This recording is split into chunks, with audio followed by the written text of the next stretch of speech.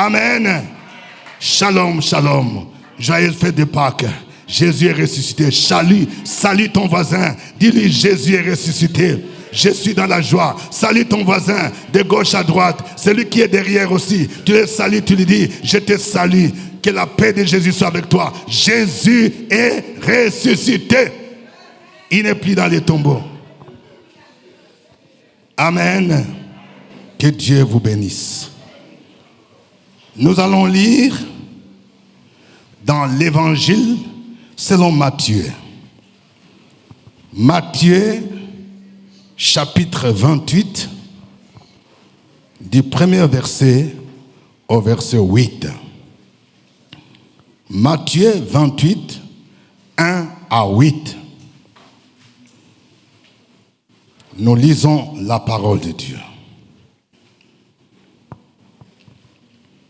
Après le sabbat, à l'aube du premier jour de la semaine, Marie de Magdala et l'autre Marie allèrent voir le sépulcre. Et voici, il eut un grand tremblement de terre. Car un ange du Seigneur descendit du ciel, vint rouler la pierre et s'assit dessus. Son aspect était comme l'éclair et son vêtement blanc comme la neige. Les gardes tremblèrent de peur et devinrent comme morts. Mais l'ange prit la parole et dit aux femmes, pour vous, ne craignez pas, car je sais que vous cherchez Jésus qui a été crucifié. Il n'est point ici, il est ressuscité, comme il avait dit.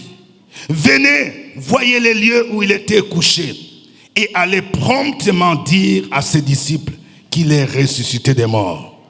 Et voici, il vous précède en Galilée.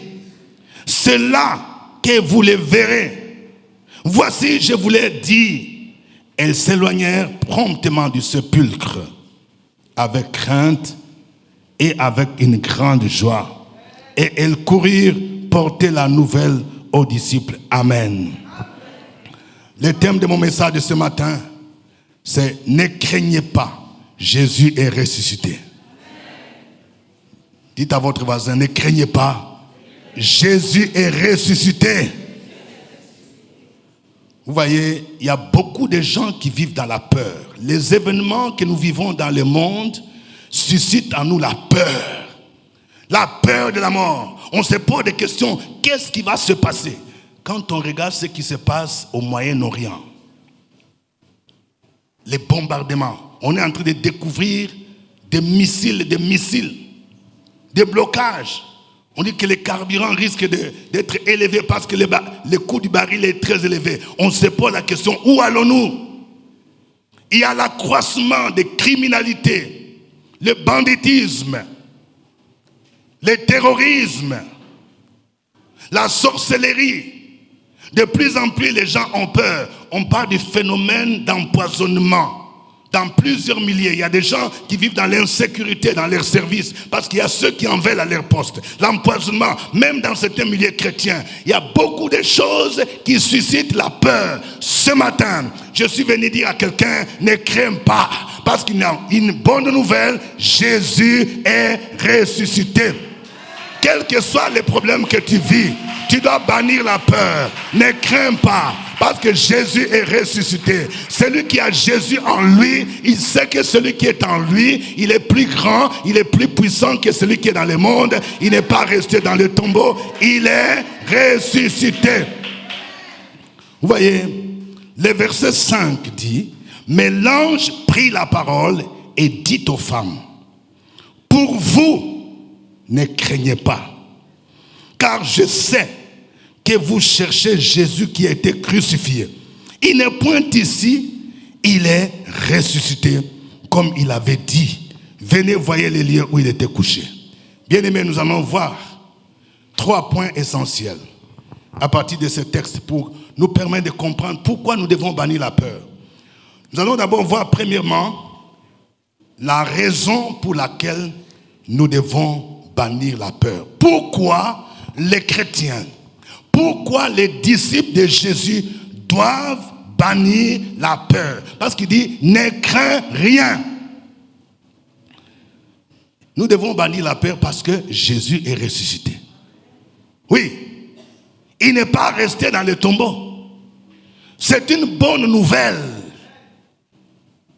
Il n'est pas resté. Si Jésus serait resté dans le tombeau, nous serions toujours dans la peur. Parce qu'à ce moment-là, nous prions un Dieu qui est mort. Vous savez, la Bible déclare que les dieux des peuples sont des idoles. Ceux qui adorent des bois, ceux qui adorent des idoles, ce sont des choses qu'on fabrique. La Bible nous dit que ce sont des dieux que l'on peut transporter. Elles ont des oreilles, n'entendent point. Elles ont des yeux, ne voient pas. Elles ne peuvent toucher. Mais celui que nous invoquons, celui que nous prions, il est ressuscité. Ça veut dire qu'il est vivant. Il est capable d'agir dans ta vie, quelle que soit ta situation. C'est pourquoi il donne ce message. Il dit, ne crains pas pour vous. C'est-à-dire, vous, enfants de Dieu, vous, disciples de Jésus. Ne craignez pas. Il est ressuscité. Je vais dire 3 choses concernant la résurrection de Jésus ici. Premièrement, Jésus est ressuscité le premier jour de la semaine. Quelqu'un dit le premier jour de la semaine? Le premier jour de la semaine, selon la tradition juive et chrétienne, c'est le dimanche. C'est le dimanche. Le texte dit, le premier jour de la semaine, les femmes sont parties.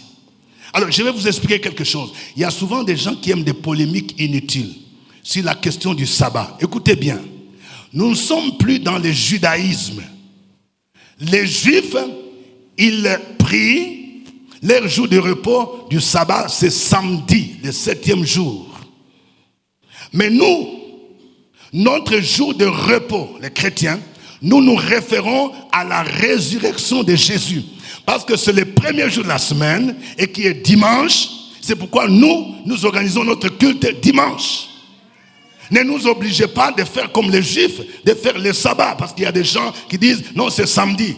Non, notre repos se trouve en Jésus-Christ. C'est-à-dire, c'est ça. L'esprit du sabbat, c'est quoi? C'est un jour du repos. Et nous, les chrétiens, nous disons que celui qui donne le vrai repos, c'est Jésus. Il a dit, venez à moi, vous tous qui êtes fatigués et chargés, je vous donnerai du repos.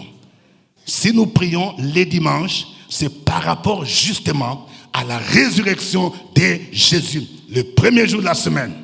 Jésus est ressuscité. Donc, les paradigmes ont changé.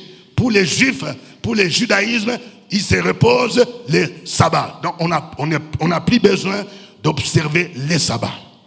Parce que Jésus-Christ est le maître du sabbat. La deuxième chose que je vais dire, c'est que ce sont les femmes qui ont été les premiers témoins de la résurrection de Jésus. J'aimerais qu'on acclame les femmes.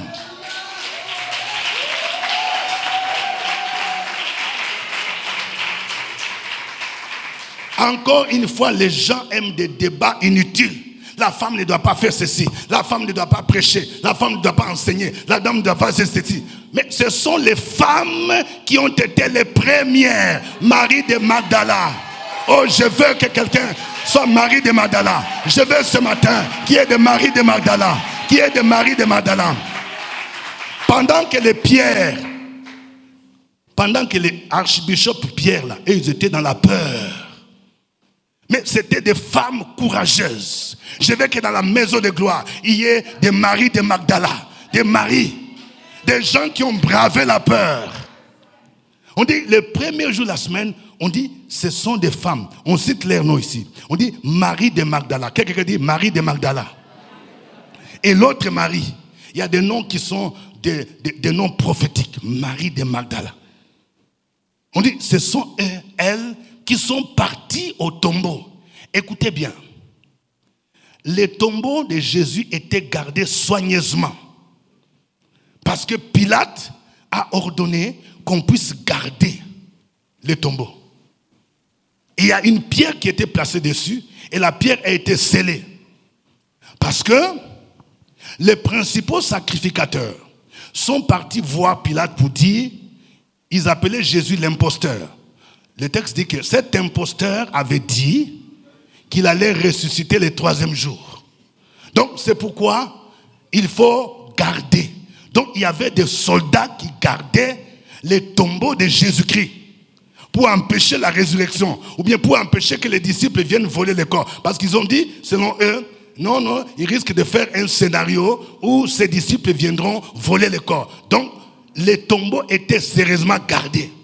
Il y avait des gardes, des gens, je ne sais pas s'il y avait des capitaines, colonels, lieutenants, donc les sergents, les gens étaient là bien bombés avec toutes sortes de cartouches. Mais les femmes, Marie de Magdala dit, moi je n'ai pas peur de vous. Acclamons encore les femmes.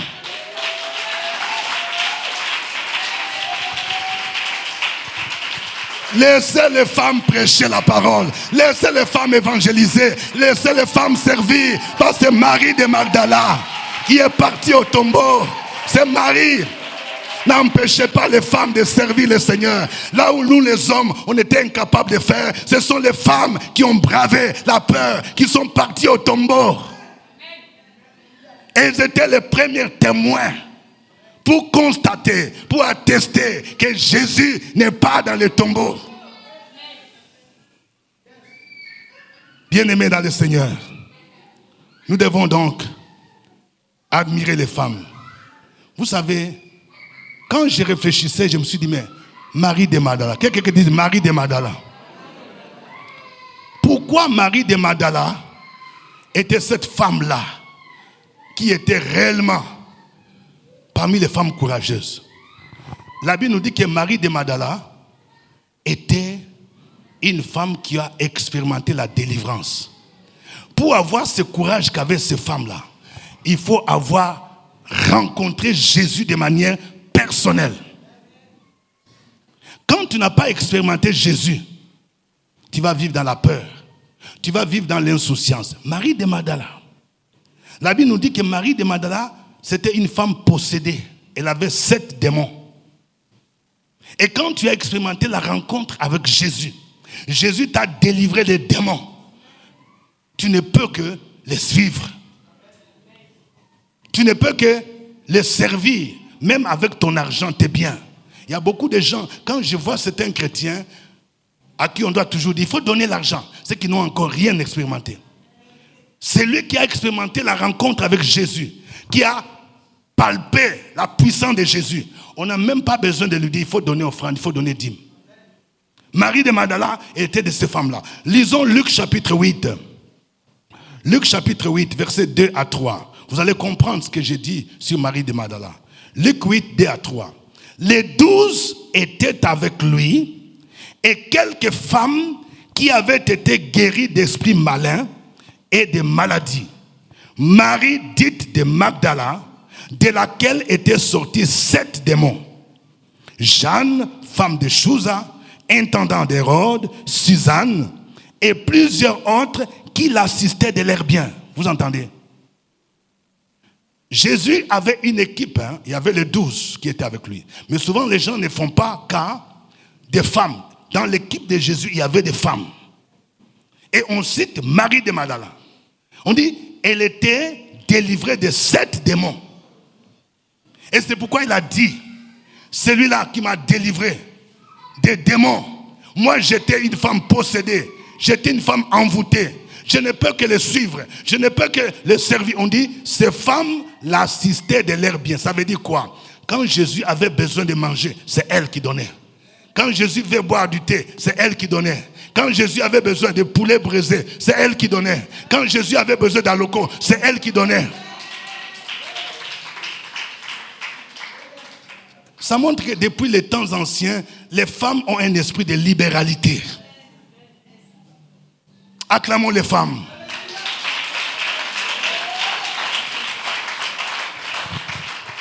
Quand Jésus t'a délivré des esprits des eaux, quand Jésus t'a délivré de l'esprit d'impudicité qui te fatiguait, quand Jésus t'a délivré de l'esprit d'ivrognerie, quand Jésus t'a délivré de l'esprit de drogue, tu vas faire comme Marie de Magdala. Quelles que soient les situations. C'est pourquoi Marie de Magdala était de ces femmes-là qui a dit non. Ce que Jésus a fait pour moi, c'est grand. Moi, je vais aller. Elles sont parties avec des aromates. Selon la tradition juive, c'est comme ça qu'on embaumait les corps. Ils se sont dit, on veut honorer celui-là qui nous a délivrés. Marie de Magdala. La troisième chose que je vais dire concernant la résurrection de Jésus, c'est que la pierre a été roulée par un ange du Seigneur. Et j'aime ça. Quelqu'un qui dit la pierre a été roulée. Vous voyez? Ici, la Bible nous dit que quand les femmes sont parties, elles croyaient qu'elles vont trouver le corps de Jésus. Mais il y a un constat. Un constat, c'est que la pierre qui fut placée au tombeau de Jésus a été roulée. La Bible nous dit que c'est un ange. Et écoutez ce que le texte dit. Il y avait un tremblement de terre. Quelqu'un dit un tremblement de terre. Je vais vous lire le texte. Vous allez comprendre. Le verset 2 dit, et voici, il eut un grand tremblement de terre. Quelqu'un dit un grand tremblement de terre. Car un ange du Seigneur descendu du ciel vint rouler la pierre et s'assit dessus. Chez les Juifs, voici comment on enterrait les gens. D'ailleurs, le corps ne faisait pas plusieurs jours. Dans moins de 3 jours, on enterrait rapidement. On embaumait le corps avec des aromates. Et puis, on plaçait une pierre sur le tombeau. C'est ce qui s'est passé même avec Lazare. Quand Lazare est mort, la Bible nous dit que Lazare a fait 4 jours dans le tombeau. Et comme c'était la coutume, la tradition juive, on plaçait toujours une pierre sur le tombeau.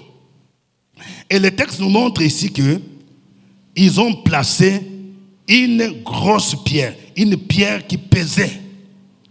Voyez, c'était une pierre qui pesait lourd. Et les souverains sacrificateurs ont demandé de sceller la pierre. C'est-à-dire, on va voir où il va sortir. C'était une pierre qui roulait. Mais la Bible nous dit qu'il y a eu un tremblement de terre. Je déclare ce matin qu'il y aura un tremblement de terre dans ta vie. Tremblement de terre pour rouler la pierre.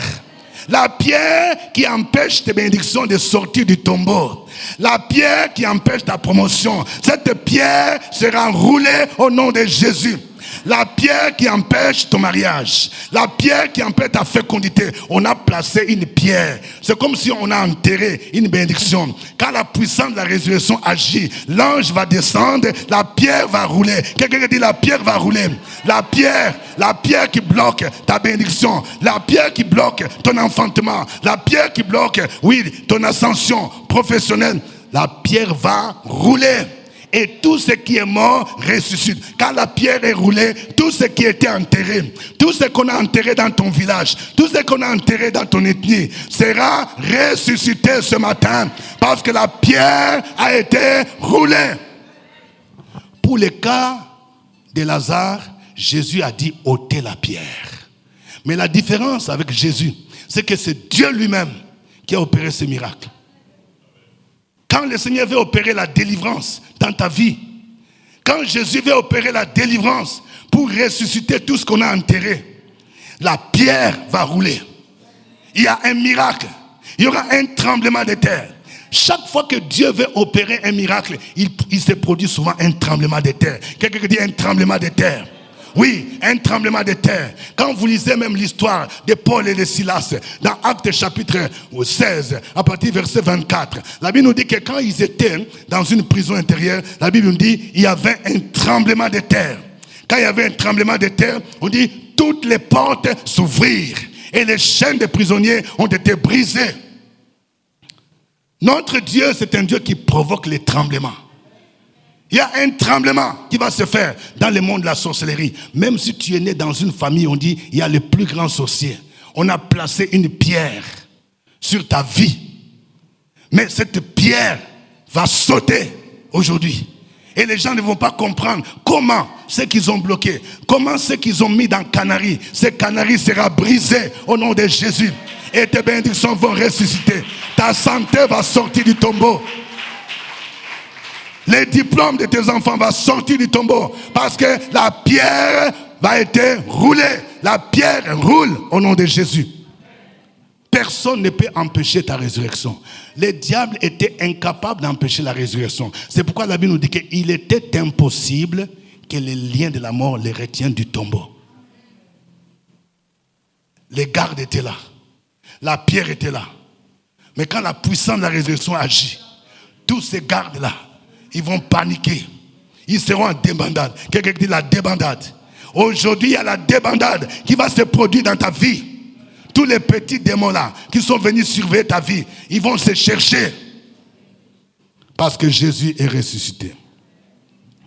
Voyons maintenant notre deuxième grand point.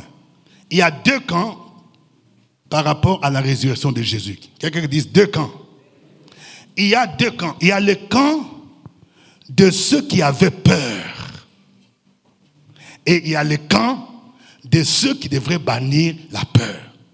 C'est pourquoi l'ange a fait une distinction. Regardez d'abord les gens qui avaient peur. Ceux qui avaient peur, c'est qui? Ceux qui avaient peur, c'était des gens qui étaient là, les gardes.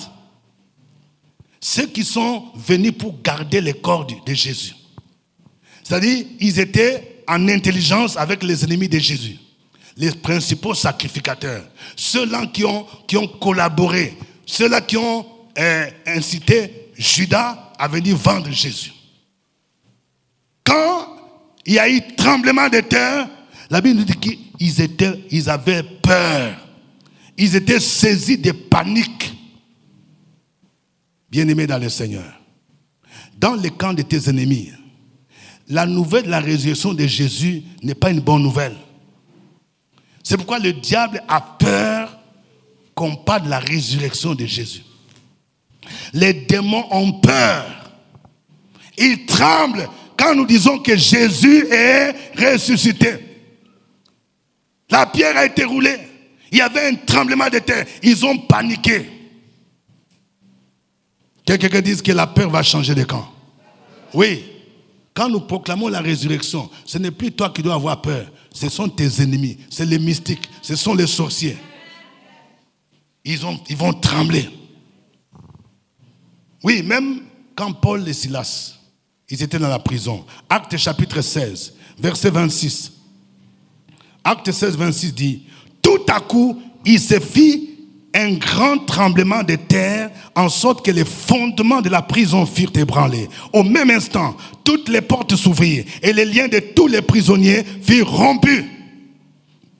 Quand Dieu veut opérer les miracles, il opère par un tremblement de terre. Les jours de la résurrection de Jésus, il y avait un tremblement de terre. La pierre a été roulée. Les gardes ont eu peur. Ils ont paniqué. Les gardes représentent tous les agents de Satan. Les mystiques, les sorciers, les démons. Ils tremblent de peur quand ils entendent que Jésus est ressuscité. Parce que déjà à la croix de Golgotha, il y a quelque chose qui s'est passé. Quand Jésus était cloué à la croix de Golgotha, la Bible déclare quoi? Dans Colossiens chapitre 2, verset 15, il a dépouillé les dominations, les autorités. Il les a livrées publiquement en spectacle en triomphant d'elles par la croix. Déjà à la croix, il y avait la défaite. Maintenant, le troisième jour, quand Jésus est sorti du tombeau, cette défaite, cette victoire de Jésus a été confirmée. C'est pourquoi l'ennemi a peur de celui qui est mort sur la croix et qu'il est ressuscité. Il faut rappeler à tes ennemis que moi j'ai pris celui qui est ressuscité. Il n'est pas dans les tombeaux. C'est pourquoi la résurrection est la base de la foi chrétienne. Nous ne prions pas un Dieu mort.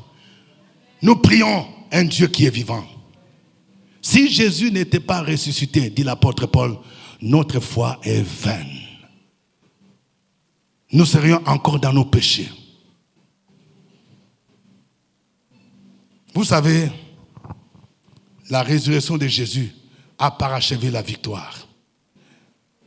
La Bible nous montre même quand Jésus reviendra, on nous parle d'une guerre qu'on appelle la guerre de l'Armageddon. Quelqu'un dit la guerre de l'Armageddon. C'est une dernière guerre. Vous voyez tout ce qu'on voit au Moyen-Orient là, on voit, ça présage déjà. Il y aura une guerre terrible. La guerre de l'Armageddon. On nous parle de cela dans l'Apocalypse 16. Qu'est-ce qui va se passer? Après l'enlèvement de l'Église, il y aura maintenant quoi? il y aura le règne de l'Antichrist qui va régner. Ce sera un personnage qui sera doté de pouvoirs spirituels, politiques et religieux. Il va régner sur cette terre. Et maintenant, quand Jésus-Christ et les siens vont chercher à revenir pour instaurer le règne de 1000 ans sur la terre, on appelle ça millénium. La Bible nous dit que Satan va rassembler, il va envoyer les esprits pour rassembler les armées des nations, pour s'opposer au retour de Jésus sur la terre. Parce que la première fois quand il reviendra, il ne va pas poser ses pieds sur la terre. Donc nous irons à la rencontre dans les airs. Maintenant, cette fois-là, quand Jésus va rentrer, c'est pour poser ses pieds, et c'est à partir de Jérusalem, des monts des Oliviers. Tout ce que vous voyez, il y a une destinée prophétique pour Jérusalem. Et alors c'est là que ces armées vont chercher à s'opposer à ce que le roi des rois vienne instaurer son règne, qu'il y aura cette guerre qu'on appelle la guerre de l'Armageddon. Mais la Bible nous dit qu'il y aura un tremblement encore. Il y aura des choses terribles parce que le Seigneur lui-même va combattre l'Antéchrist et les nations qui vont s'allier, ils seront vaincus dans cette guerre. Et Jésus va instaurer son règne de 1000 ans. Et la Bible déclare que nous régnerons avec lui sur la terre.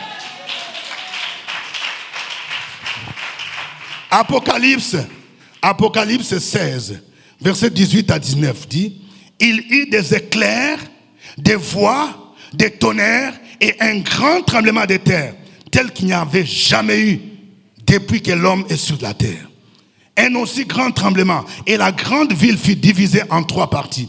Et les villes des nations tombèrent, et Dieu se souvint de Babylone, la grande, pour lui donner le vin de son ardente colère. Ça, c'est pour montrer que la résurrection de Jésus produit la peur dans le camp de l'ennemi. Voyons maintenant notre camp. L'autre camp, c'est quoi? C'est le camp de ceux qui doivent bannir la peur. Nous faisons partie de ce camp-là.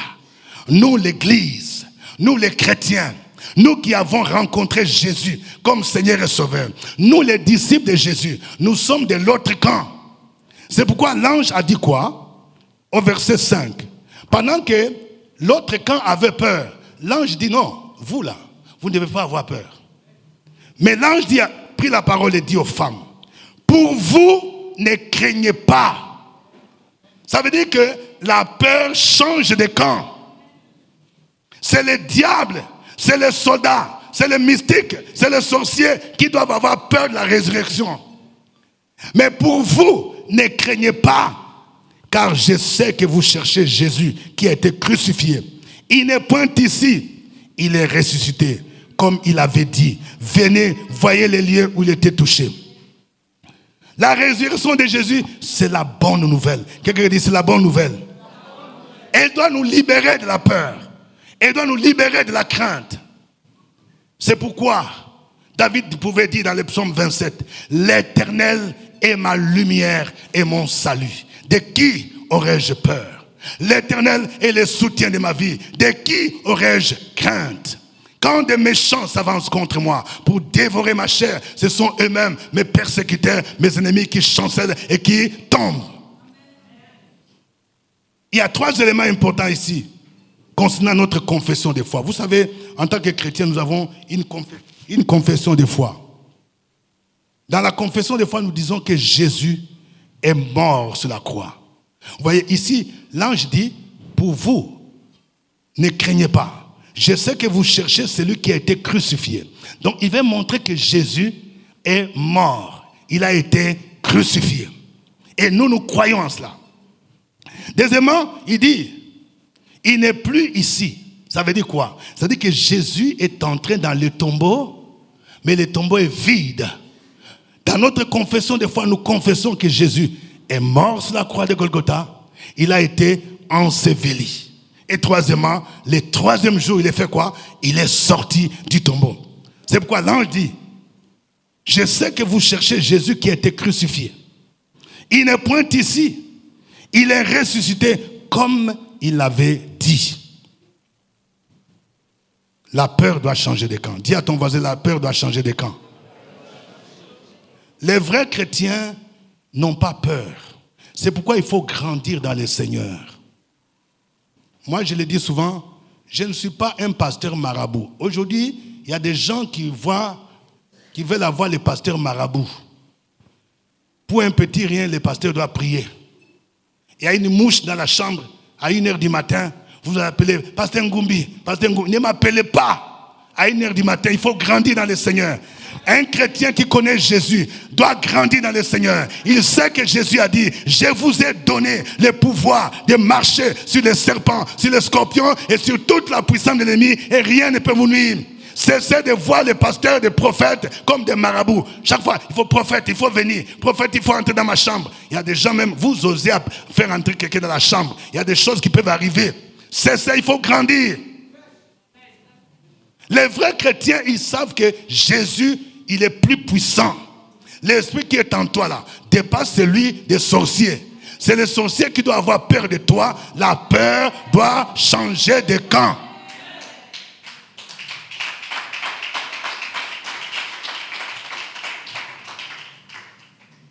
Je vous raconte souvent cette histoire quand j'ai appris mes premiers pas dans le ministère de délivrance. Quand on priait pour quelqu'un qui était possédé, mon encadré dit, prépare-toi Dieu donné. Nous allons prier pour quelqu'un qui est possédé. C'est la première fois que je vois ça. C'était une sœur, elle était au milieu là. Quand on a commencé à prier, on était à 3. On a commencé à prier. Il était en train de dire, au nom de Jésus, nous invoquons le feu, le sang de Jésus. Les démons se manifestaient. La personne a changé même de visage. Il est devenu comme un animal. Il dit, je vais vous dévorer. Je vais vous dévorer. Moi, j'avais un peu peur, hein. Parce que bon, j'ai dit, je ne suis ni diacre, ni pasteur, ni bishop. On ne sait jamais. Donc, je voulais éviter même qu'il me regarde.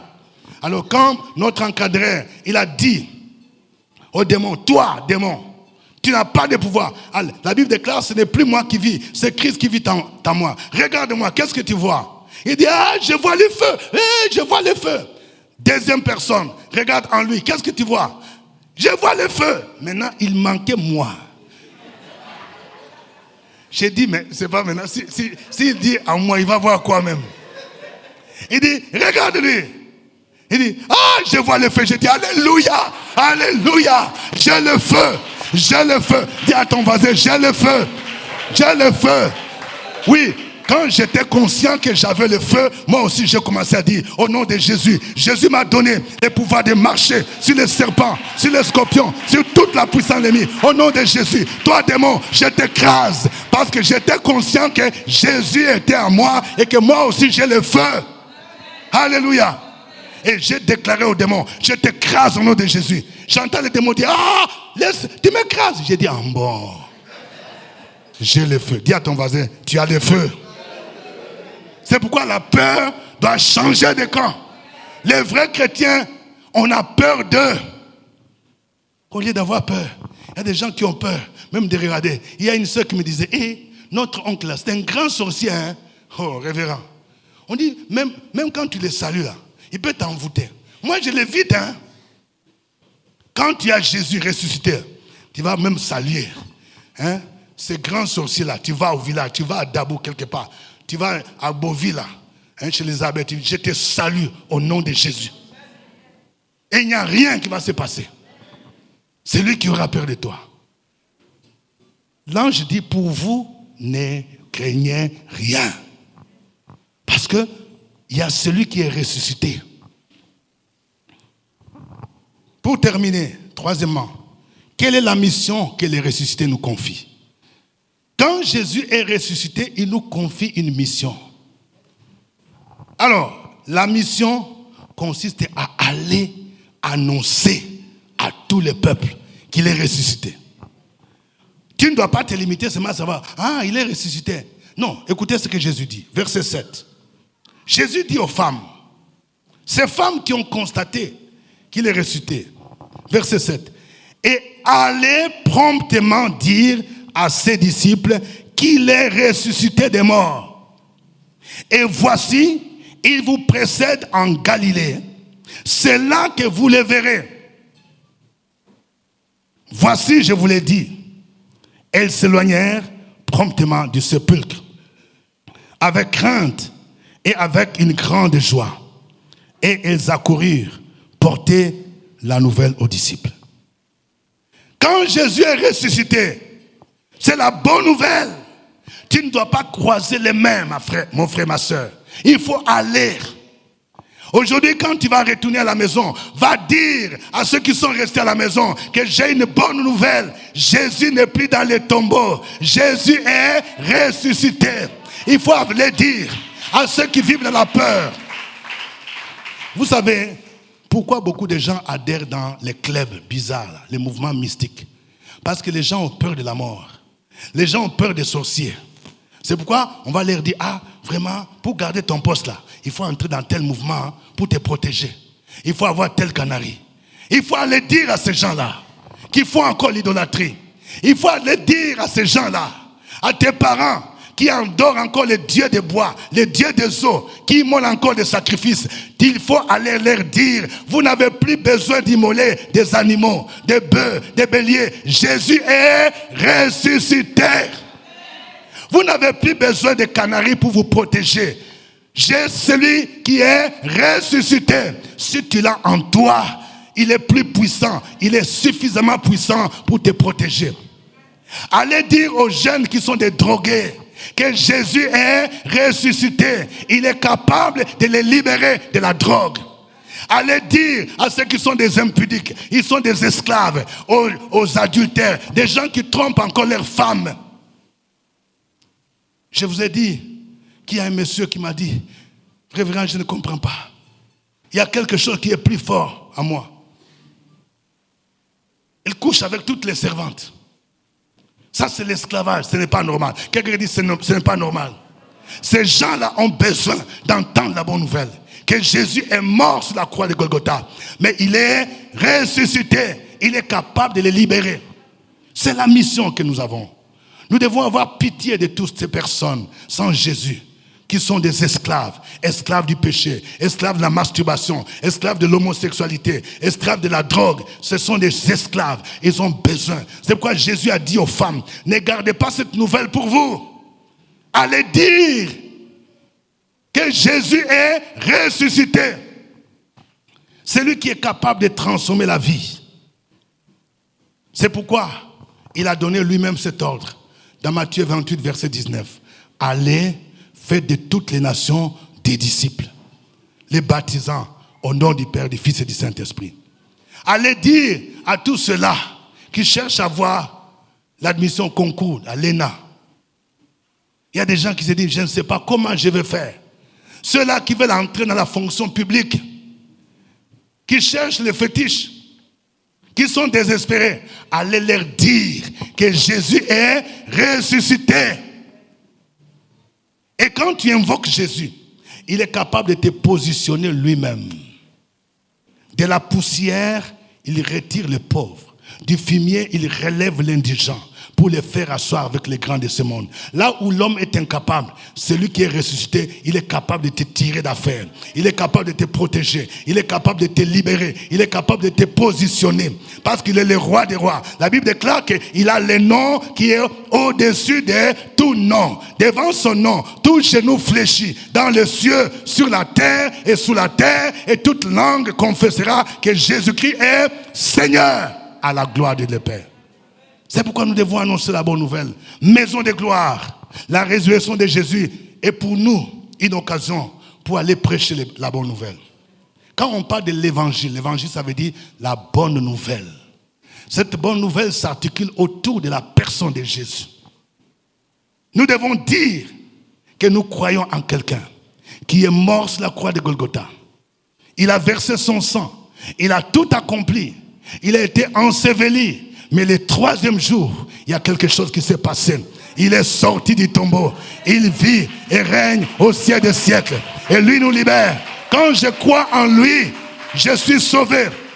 Quand je crois en Jésus, je suis sauvé. Il n'y a plus de condamnation pour moi. La Bible dit, si tu confesses de ta bouche Jésus comme Seigneur et Sauveur, et si tu crois en ton cœur que Dieu l'a ressuscité des morts, tu seras sauvé. Bien-aimés dans le Seigneur, ce matin, le message que Dieu nous donne, c'est que ne craignez pas. Jésus est ressuscité. Dis encore à ton voisin, ne craignez pas. Jésus est ressuscité. Oui, et il est capable de ressusciter tout ce qui est mort dans ta vie. Il est capable de faire sauter toutes les pierres, la pierre qu'on a mise sur ta vie là, pour t'empêcher d'évoluer. Cette pierre va sauter au nom de Jésus-Christ. Tu dois bannir la peur et tu dois aller annoncer la bonne nouvelle. La résurrection de Jésus, c'est l'élément central, focal même de la vie chrétienne. C'est pourquoi nous, l'Église, les chrétiens du monde entier, nous célébrons la résurrection de Jésus. Il a dit, il a annoncé lui-même qu'il va mourir sur la croix de Golgotha. Et il dit aussi, vous allez me rencontrer où? À Galilée. Amen. Il est ressuscité, il est ressuscité, il est ressuscité, il est ressuscité. Jésus est ressuscité. On s'élève. Il est ressuscité. Allons à Galilée. Allons à Galilée, allons à Galilée, allons à Galilée, allons à Galilée, allons à Galilée. Comme il avait promis, comme il avait promis, comme il avait promis, il avait promis. Comme il avait promis, comme il avait promis, comme il avait promis, comme il avait promis, comme il avait promis, comme il avait promis, comme il avait promis, comme il avait promis. Allons à Galilée, allons à Galilée. Allons à Galilée, allons à Galilée, allons à Galilée, allons à Galilée, allons à Galilée, allons à Galilée, allons à Galilée, allons à Galilée, allons à Galilée. Alléluia.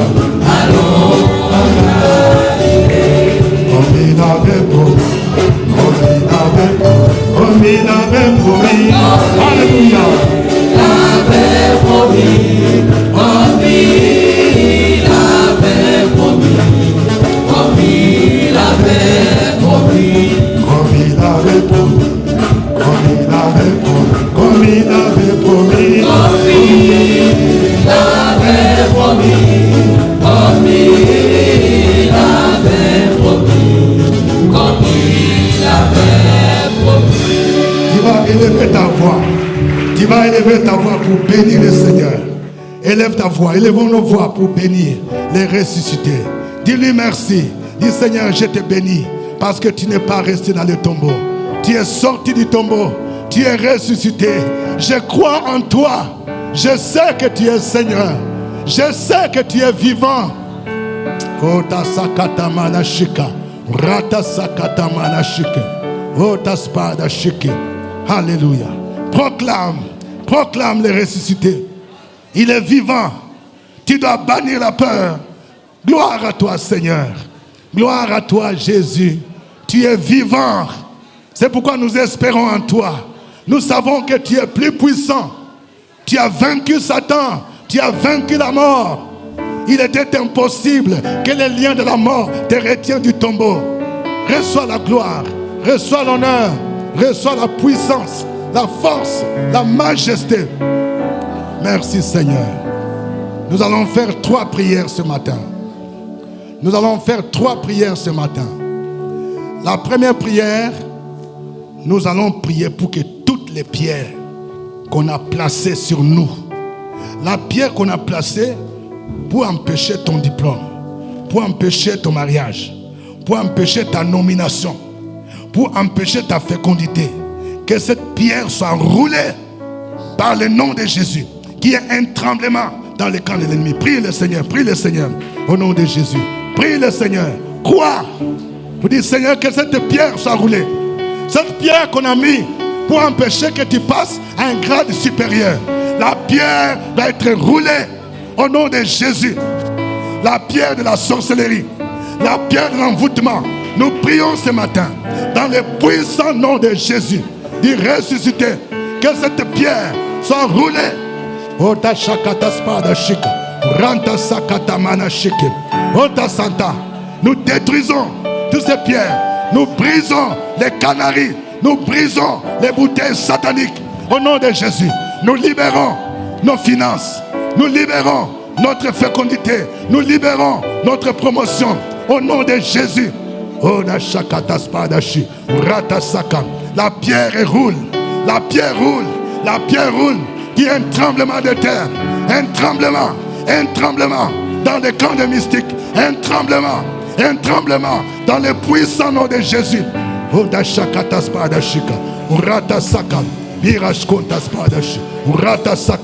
Oh merci Seigneur. Gloire à toi Seigneur. Gloire à toi Jésus. Alléluia. Amen. La deuxième prière, tu vas prier pour bannir la peur. Peut-être que ces derniers temps tu as peur. Dans ta famille, il y a des esprits de mort. Tu fais des mauvais songes. Tu es parti voir le médecin. On t'a dit que tu souffres d'une maladie incurable. Tu as peur.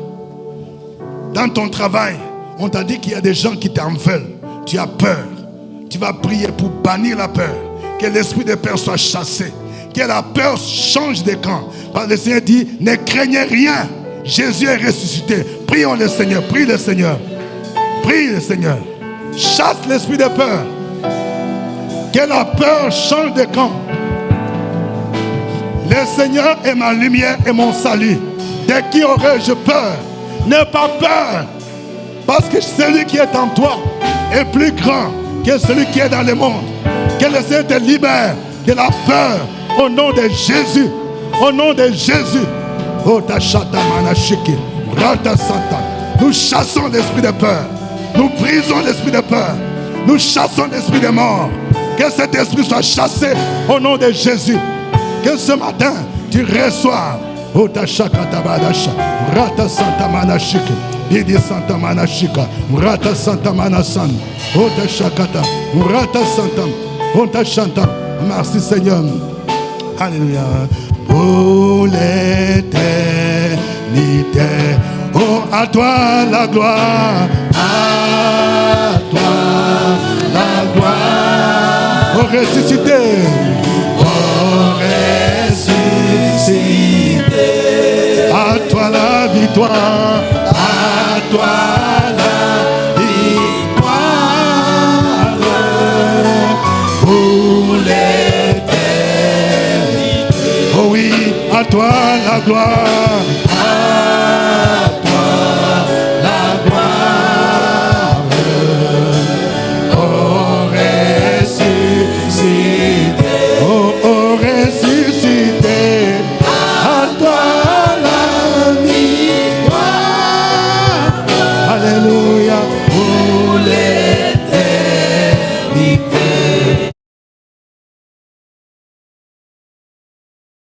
Le Seigneur nous utilise pour aller annoncer la bonne nouvelle. Que nous soyons comme des maris de Magdala, des femmes qui se lèvent, des hommes qui se lèvent, des jeunes qui se lèvent pour aller annoncer la parole. Si tu sens en toi l'esprit de timidité, que le Seigneur te libère de cette timidité. Que tu sois parmi ceux-là qui vont aller annoncer la bonne nouvelle aux jeunes drogués, aux prostituées. Prions le Seigneur au nom de Jésus. Allons annoncer la bonne nouvelle. Que Jésus est ressuscité. Il veut t'utiliser. Il veut que toi tu ailles dire à tes parents qui adorent encore des eaux, des bois, que Jésus est ressuscité. Il veut que tu annonces à tes collègues de service. Il veut que tu annonces à tes subalternes que Jésus est ressuscité. Oh, da shakata spada shika, rata sakata manashi, bidi santa manashika, randa santa manashi. Irashkonda spada shika, rata santa manashi, irashkonda spada shika, bidi santa manashi, bidi santa manashi, rata santa chintamya, irashkonda spada shika, rata santa. Alléluia.